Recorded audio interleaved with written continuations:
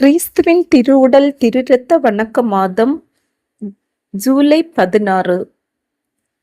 கிறிஸ்துவின் திருவுடல் திருரத்த வணக்க மாதத்தின் 16ஆம் நாளன்று குடும்பங்களை ஆசீர்வதித்த திருக்குடும்பத்தை மையமாக வைத்துக்கொண்டு தியானிக்கப்படுகின்றது.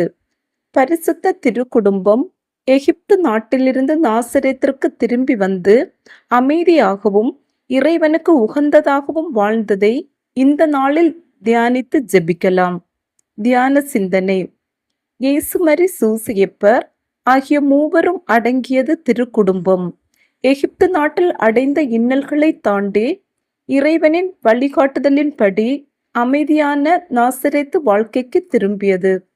திருக்குடும்பத்தின் அன்பு, கீழ்ப்படிதல் மற்றும் தியாகம் ஆகியவற்றை நமது குடும்பங்களிலும் கடைபிடிக்க இந்நாளில் உறுதியெடுப்போம்.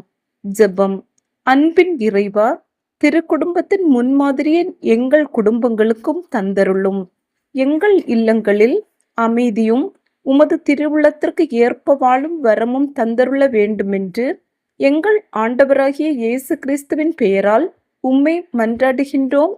ஆமேன். விண்ணுலகில் இருக்கிற எங்கள் தந்தையே, உமது பெயர் தூயதென போற்ற பெறுக. உமது ஆட்சி வருக.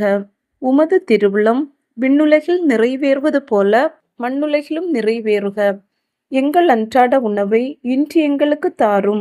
எங்களுக்கு எதிராக குற்றம் செய்வோரை நாங்கள் மன்னிப்பது போல எங்கள் குற்றங்களை மன்னியும். எங்களை சோதனைக்குட்படுத்தாதையும், தீயொண்டமிருந்து எங்களை விடுவித்தருளும். ஆமேன். அருள் நிறைந்த மரியே வாழ்க. ஆண்டவர் உம்முடனே, பெண்களுக்குள் ஆசி பெற்றவர் நீரே. உம்முடைய திருவயிற்றின் கன்னியாகிய இயேசுவும் ஆசி பெற்றவரே. புனித மரியே, இறைவனின் தாயே, பாவிகளாயிருக்கிற எங்களுக்காக இப்பொழுதும் எங்கள் இறப்பின் வேளையிலும் வேண்டிக் கொள்ளும். ஆமேன்.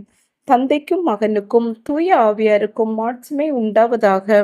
தொடக்கத்தில் இருந்தது போல இப்பொழுதும் எப்பொழுதும் என்றென்றும் இருப்பதாக. ஆமேன். இயேசுவுக்கே புகழ். மரியே வாழ்க.